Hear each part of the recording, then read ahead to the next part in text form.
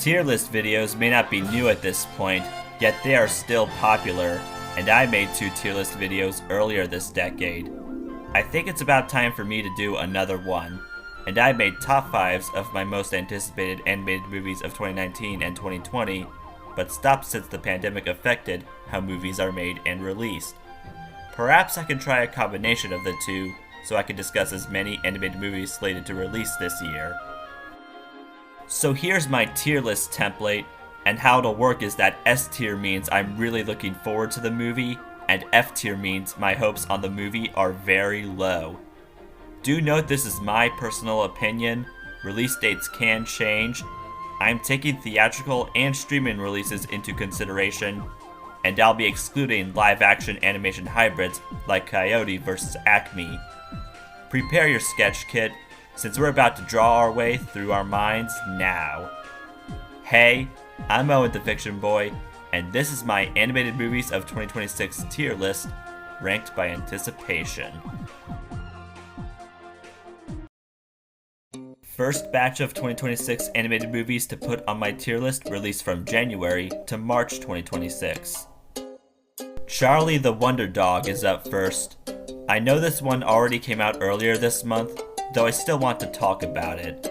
None of the movies from Viva Kids really piqued my interest, and this one looks like one of those generic superhero movies that seek the attention span of children. And we already got a movie with a dog hero last year, Dog Man, so families have a higher chance of enjoying this one together, whereas only kids might like Charlie the Wonder Dog. As every dog may have his day, every dog movie has their man, but that man isn't me, so I'm putting this movie in D tier. Arco is a movie that technically released in 2025 in some areas, yet it recently came to theaters near me, so in my book, it counts.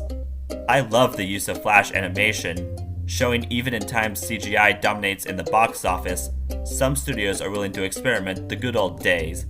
Aside from stunning visuals, the premise is interesting, and the cast of Mark Ruffalo, Will Ferrell, America Ferrera, among others, give me very strong hopes for this film.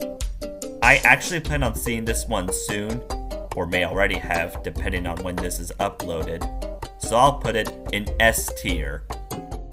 Scarlet is the first anime film here, and while it's not the last of the kind, I promise it's the final pre-shown movie on my tier list.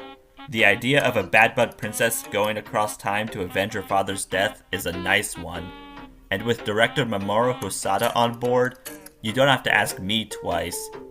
That said, I'm a little concerned about the choice in animation style, and while I don't want critic reviews reflecting how excited or worried I should be, I know not to expect it to be a masterpiece like, let's say, The Girl Who Leapt Through Time.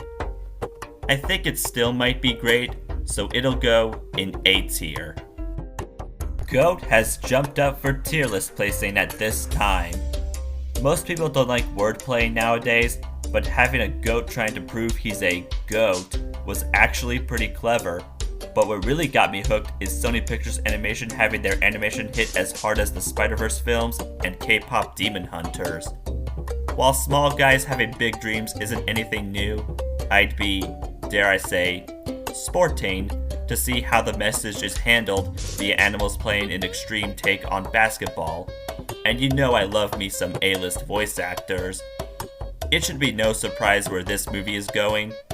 Yep, it's S tier, mates.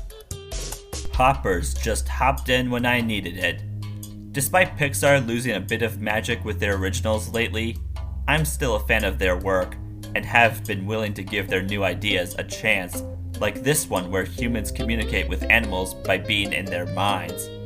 I was even more invested when the idea is explored further as animals plan vengeance on humans, as we are guilty of how we treat them. So maybe this movie will help us rethink our choices with nature, as long as the message is given properly. Sony and DreamWorks may be challenging Pixar, but Pixar doesn't want to call it quits yet, so this one goes in A tier. The Pout Pout Fish wants to see where it gets put. Oh boy, Looks like Viva Kids strikes a second time in the same batch with an adaptation of a children's book about a big grumpy bluefish who goes on adventure with a hyperactive baby yellow leafy sea dragon after the latter's home is destroyed. Nick Offerman, the voice of the former, is giving off the "can I go home now" vibe with his performance, perfectly summing up how unenthused he is about this movie, which reflects how I feel, and most likely, you too. I feel like a pout fish myself, meaning I'm going to put this movie in D tier. Next batch of 2026 animated movies to take care of are the ones that'll come from April to June 2026. The Super Mario Galaxy movie blasts off in cosmic fashion. The Mario Galaxy games were my childhood, so to make the next Mario movie centered on Galaxy is a splendid, even if a bit shocking, idea. And like the first movie, it's going hard on all the Mario nostalgia. Seeing Bowser Jr., Rosalina, and Yoshi on the big screen will be nice, but my main problem is the one I had with the first movie. The story, or should I say, the lack thereof. Then again, the movie can still be a blast if it's at least fun. Maybe I'm more stoked than I should be, yet I have some hope, so it'll go in A tier. Animal Farm has called up to be next. Being the third film adaptation of the novella with the same name, it looks like they pulled a Lorax move by making the movie take place in more modern times. And even as someone who liked the Lorax movie, I can see why this is a bad thing. However, I don't fear this movie as much as everyone else does, since the animation actually looks good, and I think the cast, including Seth Rogen, fit the characters, so I'd go as far as to say it's getting overhated too soon. Some of you might rage at me for this, but I'm putting this one in C tier. Steps, it's your turn to take a step. It seems studios other than Disney want to explore the good side of characters viewed as evil, such as the case for this upcoming musical comedy centered on Cinderella's stepsisters, Margot and Lilith, being voiced by Ali Wong and Steffi Su, respectively. Even though Cinderella 3 showed us one stepsister realizing her wrongdoings and treating Cinderella better, I actually want to see how more of that would work out, as the other stepsister getting cursed does sound like quite the plot for the movie. A bit more would need to be shown for my full thoughts, but I'm willing to give this a chance, so I'll put it in B tier. Toy Story 5 is bringing us more toys and more tech now. As we all know, the more we grow up, the less we play with toys, the more we move on to tech, and the subject was briefly touched upon in the 2014 Christmas special, That Time Forgot. While I agree the franchise should have ended at the third or fourth film, there is still a good chance this fifth installment may not suck. Though regardless, please make this the final film in this series, since I don't know how a Toy Story 6 would do well. I know this choice will also be controversial, yet I don't like hating things so soon, thus, it shall go in B tier. Minions 3 has been unleashed to make us go bananas. Oh boy, I don't mean to sound like a Minions hater, since I don't hate them that much, but they truly overstayed their welcome, as there are only so many times we can handle seeing hundreds of sentient yellow Tic Tacs. While 2 movies in the whole franchise managed to gross $1 billion and 3 made over $900 million, only the first 2 Despicable Me movies were good, and even if I grant you Rise of Gru, that's still 50-50, and sadly, I'm leaning towards the franchise fatigue side. I refuse to contribute in upbraiding the Minion apocalypse, so yeah, it's going in F tier. The third batch of 2026 animated movies that must be sorted are releasing from July to September 2026. Wildwood is starting to spread their woods that are wild. To hear Laika is still making movies after their last project, Missing Link, bombed at the box office 7 years ago is quite the miracle, but I guess the re-releases for Coraline and Paranorman are what made the stop-motion company recover. Anyway, I already admire the dark atmosphere from the teaser alone, and seeing the premise of a magical forest with a crow lady having kidnapped the baby brother of Prue does sound like Laika is going for the dark tone they are known for with their more successful movies. I don't think Laika's comeback will disappoint, so it's going in S tier. Paw Patrol The Dino Movie has made a huge howl and roar, seeking attention. Apparently, every few years, as the Paw Patrol show goes on, we also get movies for families who like taking their children to see the heroic pups on the big screen, and the theme for the third flick is dinosaurs. The franchise is harmless, maybe fun for kids, and kids at heart. Yet I don't know how long grown-ups can stand those pups, even if they don't exactly despise them like Mayor Humdinger does, so I'm not eager about it, nor do I think it'll stink. I feel a bit mixed on Paw Patrol's third cinematic outing, so this one will be in C tier. Swapped wants to be acknowledged, and so it will be. I'm pretty concerned about this one, because it was made by Skydance, a company that had 2 movies with both of them failing, and a body swap plot with animals honestly sounds less interesting than when it happens to humans. If this wasn't worrisome enough, they casted Michael B. Jordan as the woodland creature, because I don't know how his voice would be fitting for the specimen, given you're aware of his work in other projects, and the rest of the cast makes me feel even more uneasy. If this isn't an upcoming movie with trouble written all over it, then I don't know what is. D tier. Forgotten Island, Your Time Has Come. This film centered on 2 longtime friends, with one of them having forgotten the love, pain, joy, memories, and experiences of the other is being directed by the same guy who brought us Puss in Boots: The Last Wish, so that's a good sign. Something crucial that came to mind is that this is the only DreamWorks movie coming in 2026, and it's releasing 1 year after their previous film, Gabby's Dollhouse, the movie, so it seems like they're taking their time to cook for this one. It may be a little too soon to judge, but my hopes make me believe the wait will be worth it, so it's going in S tier. Rascal Does Not Dream of a Dear Friend, you are up next. Perhaps I'm bending the rules by calling this an actual motion picture, though if small budget CGI movies and other films based on shows are being talked about, I'd say this is fair game, and it's my tier list anyway.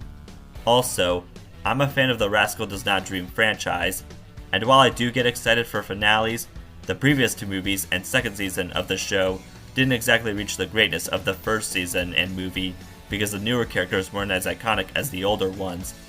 It could be peak, but there has been weak, so I'll put it in A tier.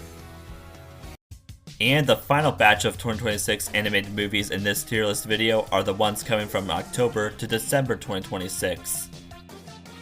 The Legend of Aang, The Last Airbender, Shapens the Wind. Die-hard Avatar fans were curious about Aang's adventures after the defeat of Fire Lord Ozai, aside from the flashbacks from The Legend of Korra, and now, with the formation of Avatar Studios, we'll get the midquel in the form of a movie. I can let the recasting slide, since Nick wants to respect the character ethnic and racial backgrounds as well as the gang having grown up. What does worry me, however, is skipping the theatrical release, so please don't tell me the movie will be 4 or 5 episodes smashed together. As someone who likes the Avatar franchise, this one will be put in A tier. Shaun the Sheep, The Beast of Mossy Bottom, is closing the shave. I won't lie, I wasn't expecting A, another movie from Aardman due to their shortage on clay, B, a third installment in one of their franchises, and or C, G-Kids distributing an Aardman movie. This feels like a lot to take in.